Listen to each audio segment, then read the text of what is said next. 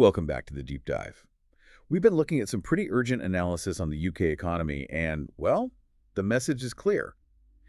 To restart growth, especially in the property market, some big, tough policy reversals are apparently needed, fast. That's right. The sources talk about a fiscal doom loop. It's this cycle of weak growth, which leads to higher borrowing costs, tax speculation. But that's almost a symptom. A symptom of what? The real problem is the damage to the very foundations of growth. We're talking capital, talent, and, liquidity. Okay, so let's get into it. We're not talking about small tweaks here. This is a deep dive into what the analysis says are the three most essential, most immediate policy reversals needed to fix those foundations. Yeah. So where do we start? What's the biggest one? Well, the sources are completely unequivocal on this. It's reversing the removal of the non-dom regime. Which, just for anyone listening, that was the tax status for wealthy residents not officially domiciled here. Exactly. And the analysis we've seen calls its removal the single most damaging policy decision since Brexit. That is incredibly strong language. Why?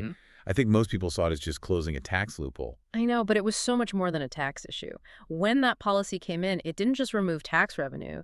It basically wiped out an entire economic layer. What do you mean by economic layer? Think about the high-spending residents themselves, the family offices that manage their money, the billions that went into property, professional services.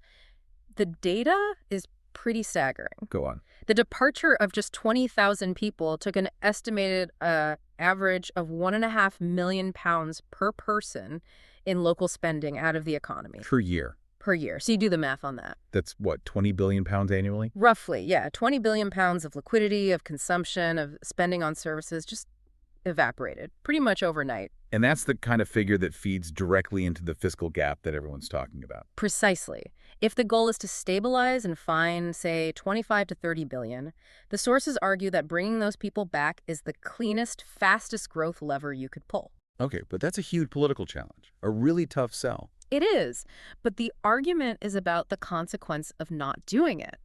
And that need for capital, it connects directly to the second critical fix. Which is talent. The global war for talent. Scientists, engineers, AI experts, you name it. And this is where it gets really interesting for me. The recent tightening of global talent visas is described as a, quote, catastrophic misalignment. Well, it is, isn't it? I mean, you can't complain about low national productivity on one hand. And then make it harder for the world's most productive people to come and live here on the other. You're just pushing them towards the U.S., Canada, Singapore, the UAE, all your direct competitors. So yeah, undoing that tightening seems like an essential fix. Okay, so that's capital and talent. What's the third immediate fix? The third one is a bit more tactical, but it leads into the bigger structural stuff. It's reversing the VAT on private schools. Right. The idea was to raise money, but the analysis suggests it backfires. It does, because by increasing costs, you end up pushing thousands of pupils from the private system into the state school system, which of course creates huge new cost pressures on the public purse. It's a classic case of a policy that generates revenue in theory, but costs you more in reality. And that brings us to the biggest structural piece of the puzzle, property. This is the big one for non-inflationary growth. First, you have to fix transaction taxes. The sources are clear. Scrap stamp duty. Because it freezes the market. It completely freezes mobility, especially for older people who want to downsize but can't stomach the huge upfront bill.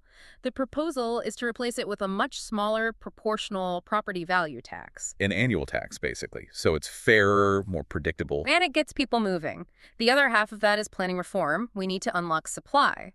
The idea is to move to a European-style zoning system. So if an area is zoned for, say, 6 to 10-story buildings, You automatically get permission. No more bespoke applications that take years and years. that would cut development timelines massively. And it stimulates GDP without a single pound of public spending. Certainty and speed. That's what the market is starved of. Okay, so let's just recap the whole package for you. Number one, reintroduce a competitive non-dom regime to bring capital back. 2, protect global talent visas to get the best brains. 3, reverse the VAT on schools to manage costs. And then underpin it all with those fundamental property reforms, a proportional tax to get the market moving and zoning to get building. The core message seems to be that this doom loop isn't inevitable, but ignoring these core engines, capital, talent, and property, is the surest way to stay in it. Look, at the end of the day, growth is what makes everything else possible. It's the difference between a country that can afford to invest in its future and one that just slowly and very painfully runs out of options.